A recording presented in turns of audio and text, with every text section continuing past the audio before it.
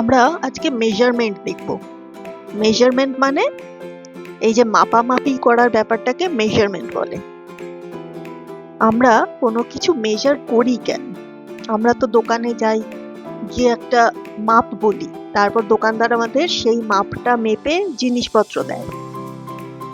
তাহলে আমরা দোকানে গিয়ে এই মাপের কথাটা বলি কেন, বা দোকানদার মাপে কেন? দোকানদার মাপে যাতে একটা নির্দিষ্ট পরিমাণ জিনিসই আমাদের দিতে পারে, তার বদলে আমরা একটা নির্দিষ্ট পরিমাণ টাকা দেব ওকে। সেই জন্য একটা নির্দিষ্ট পরিমাণের খুব দরকার আছে। We measure to know the exact value or amount of a physical quantity. আমরা ফিজিক্যাল কোয়ান্টিটির এক্সাক্ট ভ্যালুটা পাওয়ার জন্য বা অ্যামাউন্টটা জানার জন্য মেজার করি। তাহলে এবার প্রশ্ন হচ্ছে, ফিজিক্যাল কোয়ান্টিটি কি? ফিজিক্যাল কোয়ান্টিটি হলো এমন একটা জিনিস যেটা মেজার করা যায়, মাপা যায়, এরকম যে কোনো কিছুকেই ফিজিক্যাল কোয়ান্টিটি বলে। A physical quantity is anything that can be measured and expressed using a number and a unit. Number তো আমরা জানি 1, 2, 3, 4, 10, 100, কিন্তু ইউনিট কি? A unit is a standard way of measuring something. Standard way মানে একটা সাধারণ উপায়। এই সাধারণ উপায়টা ঠিক করে দেওয়া হচ্ছে যে এইভাবেই মাপতে হবে, সারা পৃথিবীতে এইভাবেই মাপামাপির কাজটা চলবে। কারা ঠিক করলো যে সারা পৃথিবীতে এইভাবেই মাপতে হবে? Units are set by scientists and international organizations. International organizations আছে যারা ঠিক করে যে সারা পৃথিবীতে কিভাবে মাপতে হবে। তারা সেট করে যে ইউনিটের একটা ভ্যালু থাকবে, সারা পৃথিবীতে এই ভ্যালুটা অ্যাকসেপ্ট করা হবে। ইউনিট হচ্ছে এক একটা শব্দ, এই শব্দগুলোর পেছনে একটা সেট ভ্যালু আছে। যখনই আমরা বলবো যে কিলোগ্রাম, আমরা জানি যে কিলোগ্রাম মানে ঠিক কতটা ওজন। এখন সারা পৃথিবীতে এসআই ইউনিট ব্যবহার করা হয়। সব থেকে ইম্পর্টেন্ট ইউনিট হলো এসআই ইউনিট। এসআই এর ফুল ফর্ম কি? SI stands for the international system of units. কয়েকটা এরকম এসআই নাম হচ্ছে কেলভিন, মিটার, কিলোগ্রাম, সেকেন্ড। তাহলে ইউনিটের এক একটা নামের পেছনে সায়েন্টিস্টরা বা অর্গানাইজেশনস একটা ভ্যালু সেট করে রেখেছে।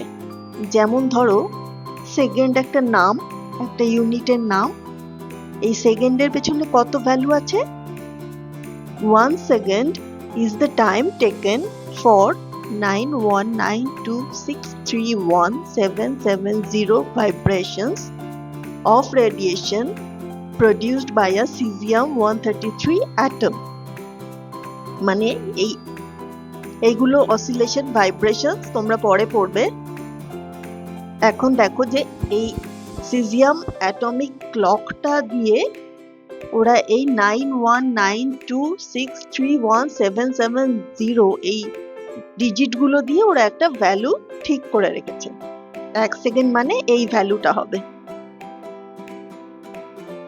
1 সেকেন্ড মানে যদি এতগুলো ভাইব্রেশন হয়, তাহলে তুমি যখন লিখবে 5 সেকেন্ড, তাহলে এতগুলো ভাইব্রেশনের 5 গুণ ভাইব্রেশন হবে। 5 গুণ বেশি ভাইব্রেশন হবে মানে 5 গুণ বেশি সময় লাগছে।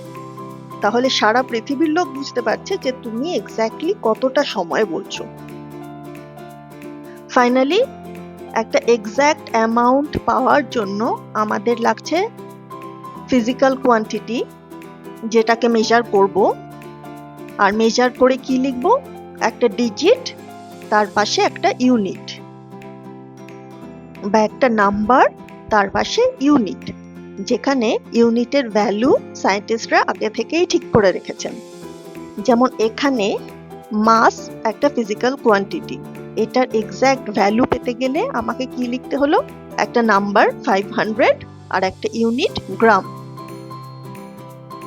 ইউনিটের সব থেকে বড় গুরুত্ব হলো যদি ইউনিট চেঞ্জ হয়ে যায়, যদি ইউনিটটা আমরা বদলে দিই, তাহলে ওই জিনিসটার অ্যামাউন্টটা বা পরিমাণ বদলে যাবে। যেমন মাস মাপার সময় 500 এর পাশে জি লিখলে গ্রাম আর কেজি লিখলে কিলোগ্রাম, দুটো আলাদা পরিমাণ।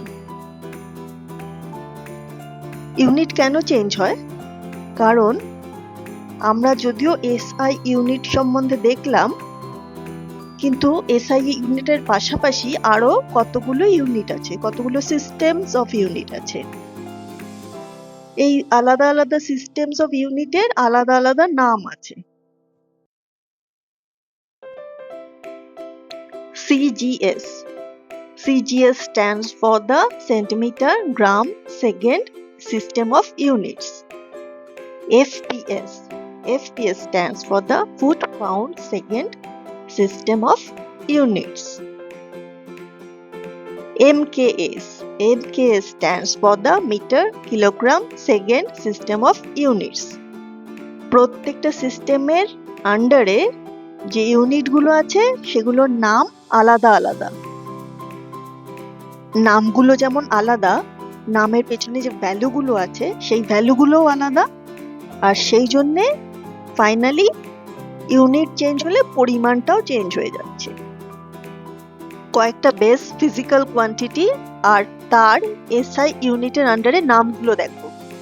Length metre, mass kilogram, time second, electric ampere, temperature kelvin, amount of substance mole, luminous intensity candela. ব্র্যাকেটে আসল নামগুলোর পাশে সিম্বল দেওয়া আছে, যেমন মিটারের সিম্বল এম, কিলোগ্রামের সিম্বল কেজি, এরকম।